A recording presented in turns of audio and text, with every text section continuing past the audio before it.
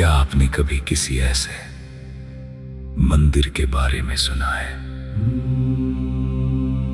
जो दिन में 2 बार आपकी आंखों के सामने समुद्र की लहरों में विलीन हो जाता हो और कुछ ही घंटों बाद वही मंदिर फिर से समुद्र की गोद से प्रकट हो जाता हो? ना कोई जादू, ना कोई छलावा, फिर भी ये अद्भुत दृश्य हर दिन सदियों से दोहराया जा रहा है। लेकिन आखिर ऐसा कैसे संभव है? इस रहस्य से पर्दा उठेगा बस कुछ ही क्षणों में। अगर सनातन धर्म की ऐसी ही अद्भुत, रहस्यमयी और प्रेरणादायक कथाएं आपको आकर्षित करती हैं, तो अभी दिव्या संगीत भारत को लाइक कीजिए, सब्सक्राइब कीजिए और बेल आइकॉन जरूर दबाइए, क्योंकि यहाँ हर मंदिर अपने भीतर एक अनकही दिव्य कहानी समेटे हुए है।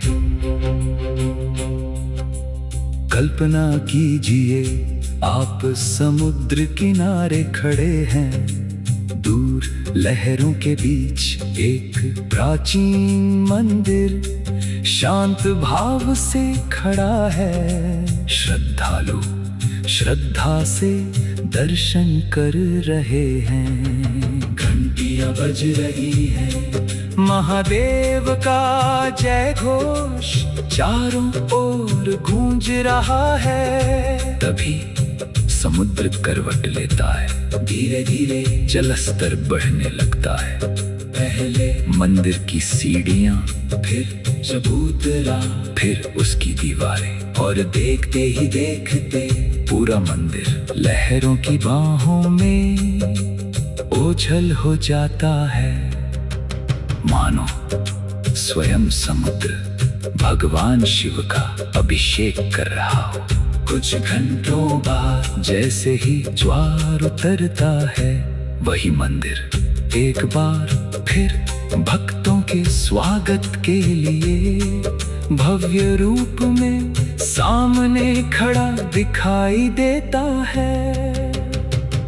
लोक मान्यता है कि ये स्थान भगवान शिव के रुद्र स्वरूप से जुड़ा हुआ है।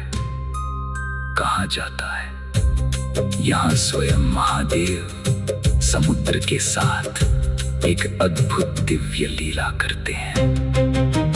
दिन में 2 बार समुद्र स्वाभाविक रूप से उनका जलाभिषेक करता है, और जैसे ही ज्वार समाप्त होता है, महादेव एक बार फिर अपने भक्तों को दर्शन देते हैं। इसी आस्था के कारण हजारों श्रद्धालु समुद्र की लहरों का समय देखकर यहाँ पहुँचते हैं, क्योंकि यहाँ दर्शन का समय कोई पुजारी नहीं, स्वयं समुद्र तय करता है। और सबसे अद्भुत बात, ये कोई कल्पना नहीं, ये दृश्य आज भी हर दिन 2 बार अपनी आंखों से देखा जा सकता है। इस दिव्य स्थान का नाम है स्तंभेश्वर महादेव मंदिर। ये गुजरात के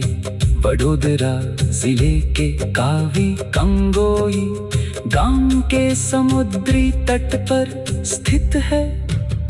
वडोदरा से इसकी दूरी लगभग 75 किलोमीटर है। लेकिन यहाँ आने से पहले एक बात याद रखिए, ज्वार और भाटा का समय यानी टाइमिंग जरूर देख लें, क्योंकि कुछ समय के लिए ये मंदिर पूरी भव्यता से दिखाई देता है, और कुछ ही देर बाद समुद्र की गहराइयों में पूरी तरह विलीन हो जाता है।